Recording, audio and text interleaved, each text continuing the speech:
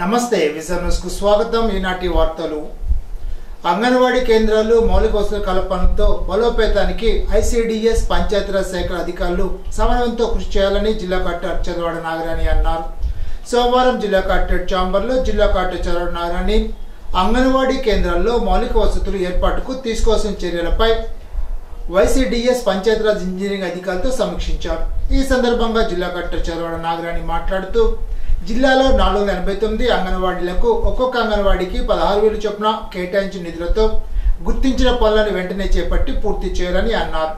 టెండర్లకు అనుకూలంగా లేనందున పంచాయతీరాజ్ శాఖ ఐసిడిఎస్ శాఖను సమన్వయం చేసుకుంటూ సుమారు 35 అంగన్వాడీ సెంటర్ను ఒక గ్రూప్గా తీసుకుని వాటికి కేటాయించిన మొత్తంలో పనులు చేపట్టాలని అన్నారు.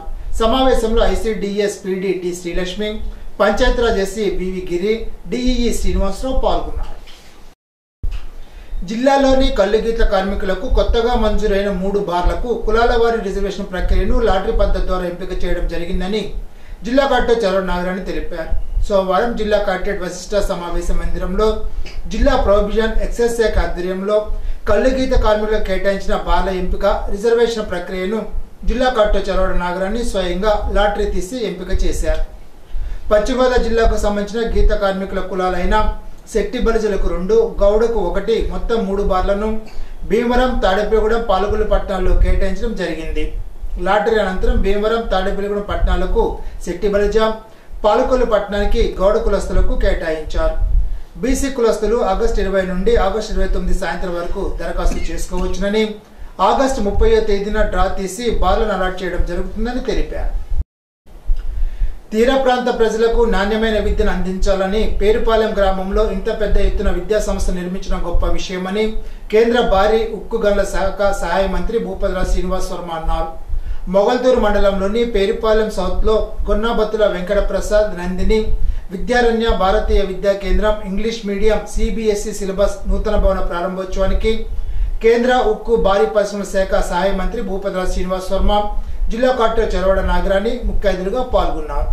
ఈ సందర్భంగా విద్యారణ్య ఆవరణలో ఏర్పాటు చేసిన సరస్వతీదేవి, వినాయక విగ్రహాలకు పూలమాల వేసి జ్యోతిని వెలిగించి ప్రారంభించారు. అత్తిలి విశాల సహకార పరపతి సంఘ అధ్యక్షునిగా పులిశెట్టి గోపీకృష్ణ పదవీ ప్రమాణ స్వీకారం చేశారు. అత్తిలి టీడీటీ కళ్యాణ మండపంలో జరిగిన కార్యక్రమంలో అధ్యక్షత వహించిన ఏఎంసీ చైర్మన్ దాసం ప్రసాద్ మాట్లాడుతూ సొసైటీని బలోపేతం చేయాలని కోరారు.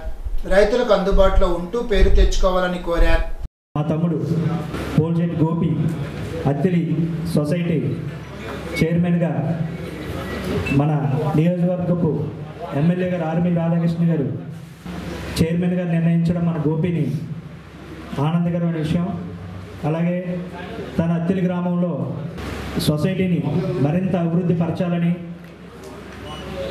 ముందు మరిన్ని పదవులు ఆశించాలని మనసారా కోరుకుంటూ, అలాగే చల్లా రమణ గారు పార్టీని ఎన్ని ఆటంకాలు అడ్డులు వచ్చినా తన బాధ్యతని మర్చిపోకుండా తెలుగుదేశం పార్టీ వెన్నంటూ ఉంటూ సేవలు అందించారు. అలాగే ఆయన కూడా గుర్తించి డైరెక్టర్గా ఇవ్వడం మన అత్తిలి సొసైటీ కొద్ది వెనుకబడి ఉందనే చెప్పాలి. ఇది ఎక్కడ ఏ లోపం జరుగుతుందో తమ్ముడు గోపి, నువ్వు దీన్ని ఏం చేస్తే అభివృద్ధి చెందుతుందో, మనం రైతులు ఎంతవరకు ఉపయోగపడగలదు, మనం వాళ్ళకి లోన్లు ఏ రకంగా మనం తీసుకురాగలదు, అలాగే ఎంప్లాయీస్తో మనం ఎంతవరకు వర్క్ చేయించగలుగుతాం, రైతులందరికీ కూడా అందుబాటులో ఉంటూ వాళ్ళకి ఏ కష్టం వచ్చినా ఎనీ టైం నువ్వు అందుబాటులో ఉండాలని కోరుకుంటూ. అత్తిలి ఎంపీపీ మక్కా సూర్యారావు మాట్లాడుతూ కూటమి ప్రభుత్వం అధికారంలోకి వచ్చాక సహకార సంఘాలు పాలకవర్గాలు రావడం అభినందనీయమని అన్నారు. కూటమి పార్టీల మధ్య సమస్యలను సమన్వయంతో సరి చేసుకోవాలని అన్నారు. మనందరం కూడా ఏ నామినేట్ పోస్ట్ ఇచ్చినా సరే మండలంలో మన రాధాకృష్ణ గారు ఉత్కంఠగా ఎవరికి వస్తుందా అని చెప్పేసి ఈ యొక్క కూటమిలో మన అందరం కూడా ఉత్కంఠగా ఎదురు చూసాం. ఈరోజు అందరికీ కూడా మనం సొసైటీ అధ్యక్షుల్ని నియమించుకున్నాం. అదే రకంగా ఈరోజు కూటమిలో ఉన్నటువంటి మన అందరం కూడా ఒకటి గమనించాలి, మన కుటుంబంలో మనకి 2-3 పిల్లలు ఉంటేనే మనం సర్దుకోలేకపోతున్నాం.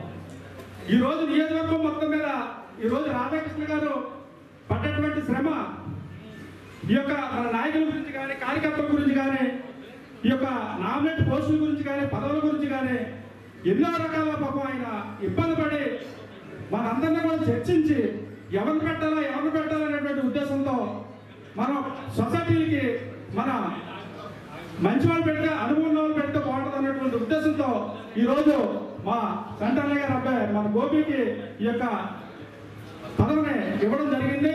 అదే రకంగా గత 15-20 సంవత్సరాలు ఉన్నటువంటి ఈ యొక్క సొసైటీ మా సంటన్న గారికి అనుభవం ఉంది. ఆ అనుభవం మీద ఎమ్మెల్యే గారు మీ అబ్బాయికి ఇద్దరే బాగుంటున్న ఉద్దేశంతో ఆ రకంగా మన గోపికి ఇవ్వడం జరిగింది. అదే రకంగా మన అందరం కూడా గమనించి ఈరోజు మన కూటమిలో సమస్యలు చిన్న ఇబ్బందులు ఏమైనా ఉంటే మనం సరిదిద్దుకొని మన అందరం కూడా ఎదరగలని చెప్పేసి ఈ సందర్భంగా తెలియజేసుకుంటూ, ఏఎంసీ మాజీ చైర్మన్ పులిశెట్టి చంటి సంఘంలో డిపాజిట్లు సేకరించడం ద్వారా పటిష్టం చేయాలని అన్నారు. తెలుగుదేశం పార్టీ ద్వారా తనకు ఎన్నో పదవులు లభించినందున తాను ఎల్లవేళలా పార్టీకి రుణపడి ఉంటానని అన్నారు. ఈరోజు ఈ కార్యక్రమం చాలా సంతోషంగా ఉంది.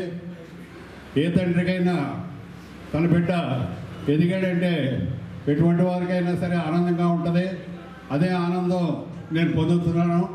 దీనికి కారణమైన మన ఆర్మీల రాధాకృష్ణ గారికి ఈ సభ ముందు నుంచి ప్రత్యేక ధన్యవాదాలు తెలుసుకుంటున్నాను, కృతజ్ఞతలు తెలుసుకుంటున్నాను. అలాగే ఈ సొసైటీ అతిలి మరి మా కుటుంబానికి దీనితో ఏ అనుబంధమో తెలియదు, కానీ మా నాన్నగారు కూడా 9 సంవత్సరాలు డైరెక్టర్గా పనిచేశారు ఇందులో. ఆ తర్వాత నేను 9.5 సంవత్సరాలు ప్రెసిడెంట్గా చేశాను, 8 సంవత్సరాలు డైరెక్టర్గాను చేశాను. అలాగా ఈ సొసైటీతో అనుబంధం మాకు చాలా ఎక్కువ మా ఫ్యామిలీకి.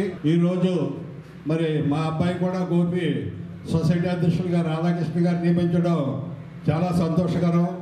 ఆయన ఒకటే అడిగారు, తండ్రి గారు మీరు ఎన్ని సంవత్సరాలు చేశారు సొసైటీలో అని.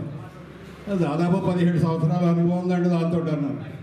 మీ అనుభవాన్ని అంతా కూడా మీ అబ్బాయికి ఇచ్చి అందులో మెరుగులన్నీ తెలియజేసి సొసైటీని అభివృద్ధి పదంలో తీసుకెళ్తారని నమ్మి మీ అబ్బాయికి పదవి నేను ఇస్తున్నాను. తప్పనిసరిగా మరి మీరు అదేవిధంగా అతన్ని ఎంకరేజ్ చేస్తూ ఎలా చేస్తే బాగుంటుంది అనేది చెప్పి ముందుకు తీసుకెళ్లాలి సొసైటీని. సభలో ఏఎంసీ మాజీ చైర్మన్ దాసం బాబ్జీ, ఆనల ఆదినారాయణరావు, కేత సత్యనారాయణ, బాల మహేష్, అల్లి సత్యనారాయణ, పులిశెట్టి చందు, తహసీల్దార్ దశకవంశీ, కడల రామాంజనేయులు తదితరులు మాట్లాడారు. మండల ఉపాధ్యక్షులు కొనకల విజయలక్ష్మి, సుంకర్ నాగేశ్వరరావు, అల్తి అజయ్, సొసైటీ సభ్యులు చల్ల వీర వెంకటరమణ, వేండ్ర పావని ప్రసాద్ తదితరులు పాల్గొన్నారు.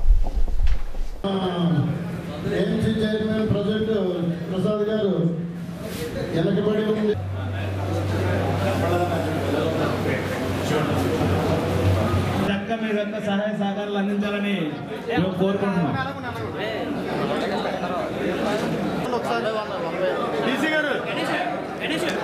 కొంచెం సహకరించాలని మా మనవి. అందరూ ఫోటోగ్రాఫర్స్ కి, మీడియాకి కొంచెం సహకరించాలండి. ఈ నెల 20వ తేదీన మండల పరిషత్ సర్వసభ్య సమావేశం జరుగుతుందని ఇన్ఛార్జ్ ఎంపీడీఓ ఎం శ్రీనివాసరావు తెలిపారు.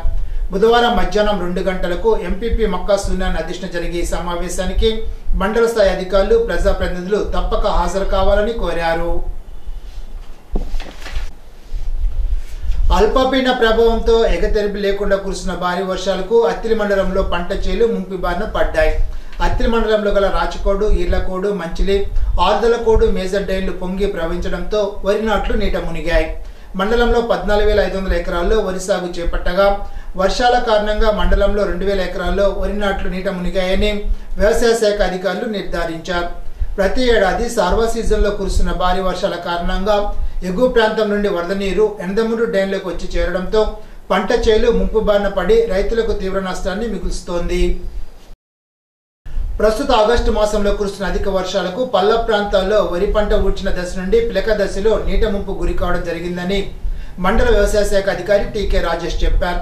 సోమవారం ఆయన మండలంలో ముంపుకు గురైన పంట చేలను పరిశీలించి రైతులకు పలు సూచనలు సలహాలు ఇచ్చారు. మండలంలో ఎక్కువ విస్తీర్ణంలో సాగు చేసిన MTU 1318, స్వర్ణ, సంపద స్వర్ణ MTU 1061, MTU 1064 రకాలు 5 రోజుల వరకు ముంపును తట్టుకుంటాయని అన్నారు. పంట ఊడ్చిన వెంటనే నీట మునిగి మొక్కలు చనిపోయిన ఎడల మనేదులు వేసుకోవాలని చెప్పారు. ఆంధ్ర రాష్ట్రంలో బూటకు హామీలు గుప్పించి అధికారం చేపట్టిన కూటమి ప్రభుత్వం ప్రజలను అత్యంత దారుణంగా వంచిస్తూ దుర్మార్గపు పరిపాలన సాగిస్తుందని వైఎస్ఆర్ కాంగ్రెస్ పార్టీ దివ్యాంగ విభాగం పశ్చిమ గోదావరి జిల్లా అధ్యక్షులు బుడితి సుజన్ కుమార్ పేర్కొన్నారు.